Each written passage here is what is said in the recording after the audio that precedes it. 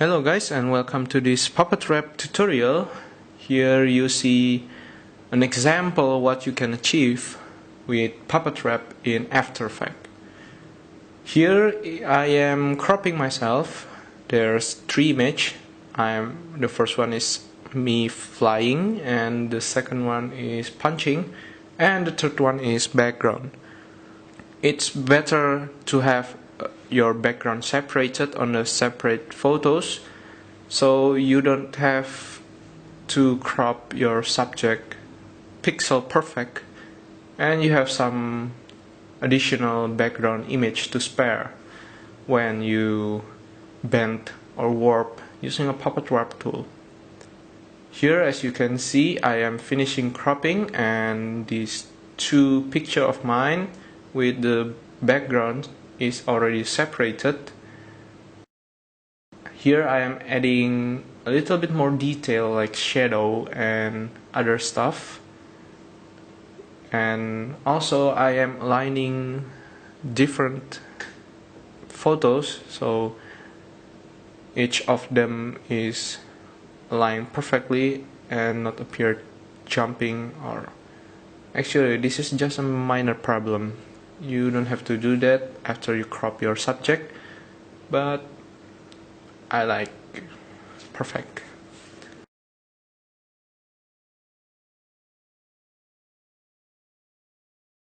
Here I am drawing the shadow back to make sure that I'm feeling, actually you are feeling like I'm there, but it's actually already cropped.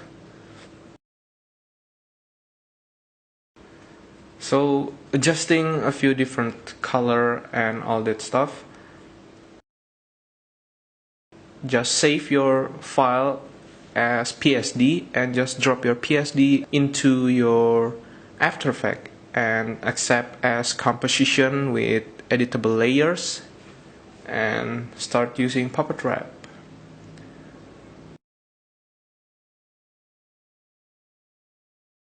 Here I am placing the pin on the part that you think it should move, like your elbow and your arm and your leg and your body. Anything that you think that part should be moving and not moving, just place the pin there. Also, if you don't have a picture that have a background separated, I will be talking about that later. Here I am animating the Puppet Wrap. I hope you are already familiar with keyframe and all that stuff. Actually, only keyframes. So I don't have to explain to you guys what is keyframe, what is Puppet Wrap, what is this tool do, and other stuff, basic stuff, because you can search them online, and a lot of people already cover that section of basic. You can search basic tool for After Effects, basic tutorial for After Effects, and I think there will be a lot of people that can explain to you better than I am.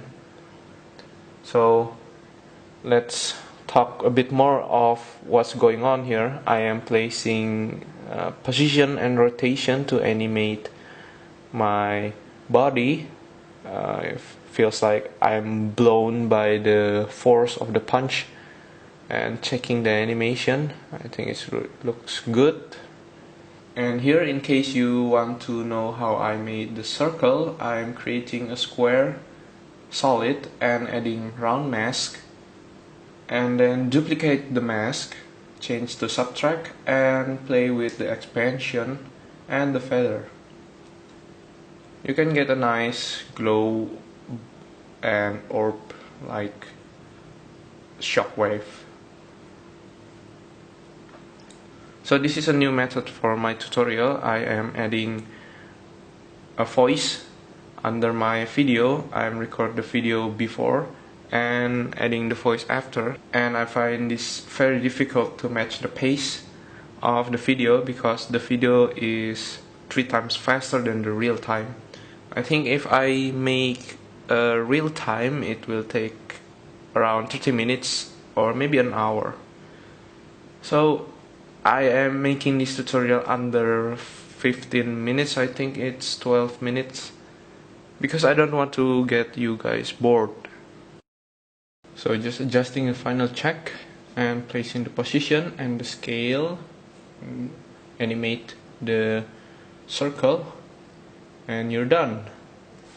At this point, I just realized that the pixel under my feet is moving, so I'm using a Puppet Wrap pin to lock the pixel around my foot so it won't move when I'm bent my ankle. So here are the example if you don't have your background separated. Here I have my friend posing somewhat random thing that I think it might be interested if I'm animated it. So the first thing you do is the same. You crop the image and checking, and I'm cropping the second person image and skipping the leg because I know the leg will not move. So checking it's separated. So in Photoshop CS5, I think there's a feature called fill. You basically choose the mask around your subject and press fill, and it helps to make your background more like invisible. It's not perfect, but it helps to hide. So here how you plan your animation. I draw that this arm will move down and this arm will move up, this leg will move up, and this whole body will move backwards. So same process, fill. It is not perfect but helps. Save your file as PSD and click OK. And then just directly drop your PSD into your After Effects composition. And then choose editable layers. Make sure to check composition. If you do that correctly, you have all the layers with all different stuff you do from your PSD. It is the same process.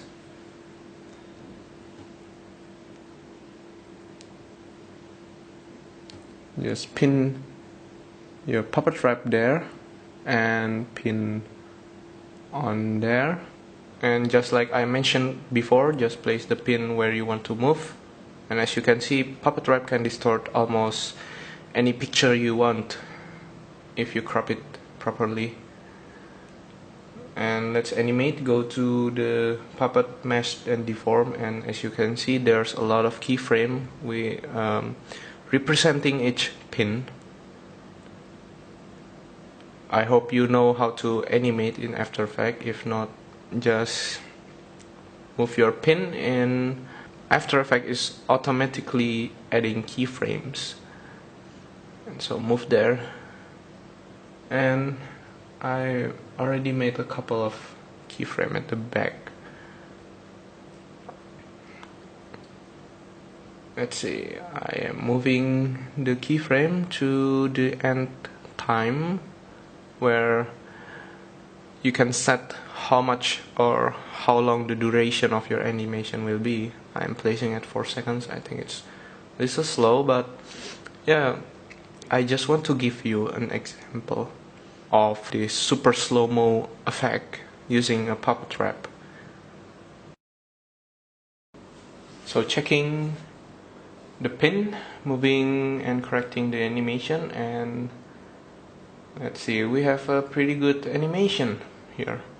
And if you have a keyframe at the back of at the end of your time, and if you move the keyframe at the beginning of the time, it automatically have animation.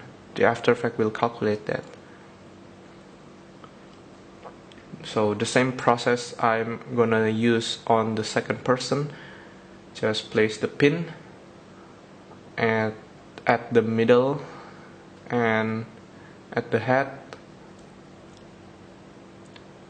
Oops, as you can see, if you don't want some parts not to move, just place the pin and animate the same method using mesh. Sorry if I don't give you a really detailed explanation in this video. I just want to give you an idea. I hope you can learn more details on other video which they can explain you better and more details. So I hope you guys enjoy it, and I'll see you in the next video. Thank you.